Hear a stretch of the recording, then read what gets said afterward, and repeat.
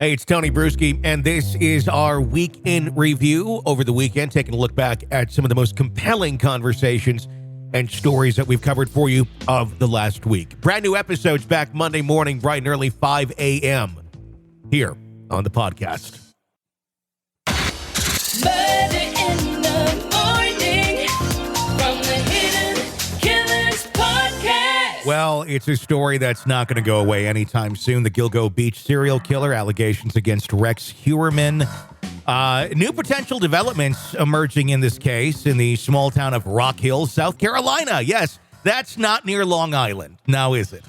No, it's not. I want this story to go away, Tony. No, I don't, because I think we're going to find a lot of dead people, and we're going to find a lot of explanations, and a lot of families are going to get as close as you can get to closure when you discover who may have murdered your loved ones. And I think we're going to find bodies everywhere.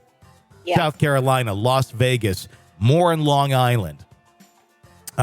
This is very interesting with this case in South Carolina, because he has property there, or his brother. We'll get to that. Aaliyah Bell Hall, an 18-year-old, vanished mysteriously in Rock Hill in November 25th of 2014. Significantly, Rock Hill is situated 20 miles from an undeveloped 18-acre plot of land that Heuerman reportedly purchased. The local police force has confirmed that they are investigating Aaliyah's disappearance with a fresh perspective. The reopening of this case has sparked a glimmer of hope for Aaliyah's family, who for years have grappled with the unbearable unknown surrounding her abrupt disappearance. They're now urging authorities to search Heuerman's property for potential evidence that could solve the long-standing mystery. They need to take ground-penetrating radar and go over that property, because... Yeah, this guy was burying people. So, I mean, there could be bodies anywhere at this point. But this guy's got, and I said this yesterday, he's got huge tentacles. He has been, like you said, Vegas. Now we're questioning what's this 18-acre plot of land for. I'm wondering how many he's killed in Vegas, because talk about a place where you can very easily find a woman of the night, or whatever you want to say. And, you know, quite often those individuals don't have a lot of family that is, you know, looking for them or caring for them. Sometimes not a lot of friends, sometimes drug addictions. And you have a lot of times where if they go missing, there's no one that's going to be looking for them, or very, very few people. And then you also have to add the, it's true, it's not fair, but the police in general, you know, you're kind of bottom of the priority list if you're a sex worker versus the little girl who went missing down the road, or somebody's wife who went missing. It just doesn't quite get prioritized the same sort of way. I'm not saying it's right, but I'm saying it is a fact. It just is what it is. Recounting the painful journey her family has undergone, Aaliyah's aunt, LaRoya Hall, shared with media outlets. There have been numerous false leads in the past, but nothing concrete. She expressed hope that this fresh direction could bring them closer to the truth. People saw a dark truck close to where she vanished. She shared, hinting at a potential link with Heuerman, who is known to have a very similar vehicle, which they found on the property. Rex Heuerman currently faces charges for 3 murders related to the Gilgo Beach case, with the prospect of a 4th charge looming. And let's not forget there's 6 other bodies over there that we still quite haven't connected to everything yet. Heuerman's alleged victims were sex workers, although Aaliyah's relatives deny her involvement in sex work. They confessed hearing rumors of her disappearance, that she had taken desperate measures to survive.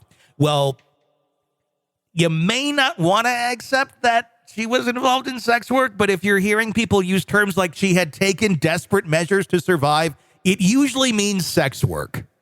Most often it does. Absolutely. I went to college with somebody that basically sold her body to pay for her tuition. And she often said, I really don't care what anybody's opinion is.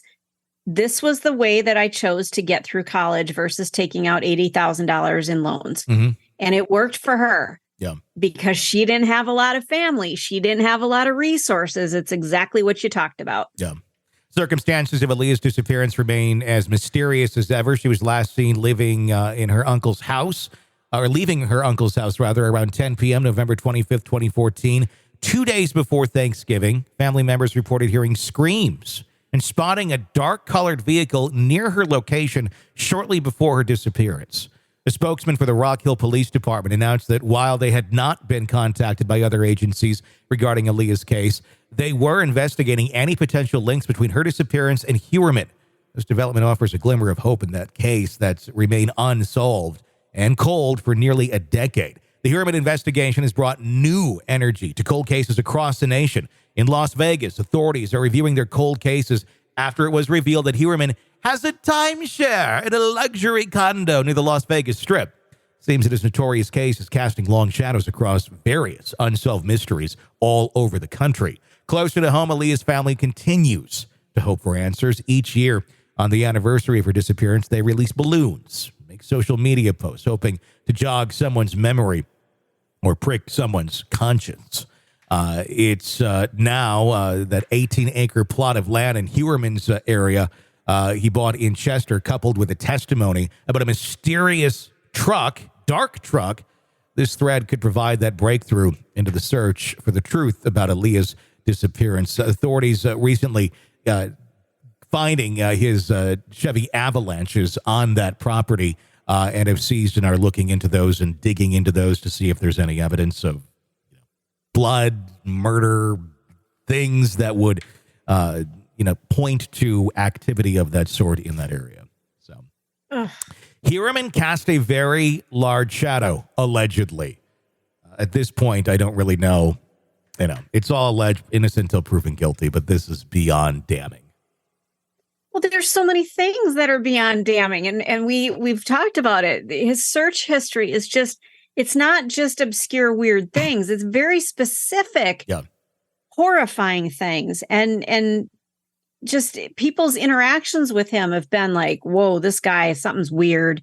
It's just too coincidental. Mm-hmm. We all have weird search histories. At least I know I do, especially now that I'm working for you. Mine are just off the chart. What the hell is going on here? Yeah. But it makes sense. In his case, he's an architect. Why are you searching these things? Yeah. It's why is anyone searching? There's no one that should be searching for those things. There's no one that should be making those things. But we live in a world where that stuff unfortunately exists, and there's a very large market for it. Yeah. And they're all underneath our noses half the time. It's disturbing. Yeah, it very much is. I would I'm good with doing like a scarlet letter type thing with sexual predators where you have to wear it all over, or it's like permanently maybe it's something where it's attached to you physically, the scarlet letter or a tattoo that they put on your forehead or something that's attached to you that lets everyone know that you are a sexual predator. Or maybe something where it's a GPS device. Then if you have the app on your phone that searches for sexual predators, it dings you saying you're near a sexual predator in the Walmart. And then you're like... How about an Apple tag? Yeah, implanted in their body. Yeah. In an area that cuts off arterial blood to the heart. Oh, Tony! What? There's other nations where you do this sort of shit, they kill you. Yes. Oh, I know. We live in the United States. It's amazing the chances we give to people, even when they are absolutely on the fringe. And yet we give them a little bit of grace and go, here you go. We're going to give you another chance. They offend. Oh my God. It's just, I love freedom. I do. But once you have crossed that line, your freedom needs to be taken away, Yeah. It does. It needs to be taken away forever. And I think in some cases, even more than the freedom needs to be taken away.